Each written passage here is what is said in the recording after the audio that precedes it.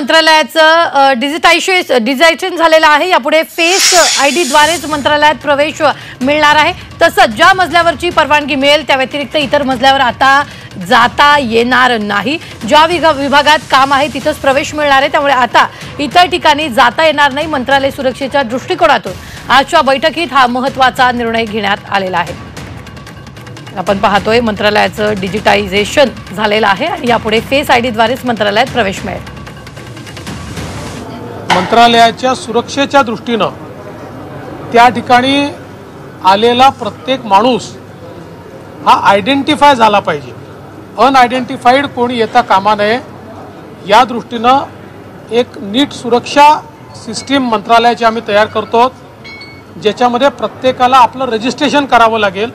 ते त्यांना ऑनलाईनही करता येईल, इथे येऊन करण्याची आवश्यकता नाही आहे आणि त्यातनं त्यांना पास जनरेट होईल।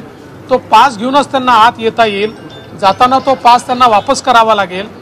त्यामुळे कोण व्यक्ती किती वेळ कुठे आहे, म्हणजे बरेच वेळा लोक असं म्हणतात की मंत्रालयामध्ये दलाल फिरतात, तर अशा प्रकारचे कोणी आहेत का जे रोज येतात आणि इथेच थांबतात, याची माहिती ही या माध्यमातून निश्चितपणे मिळणार आहे।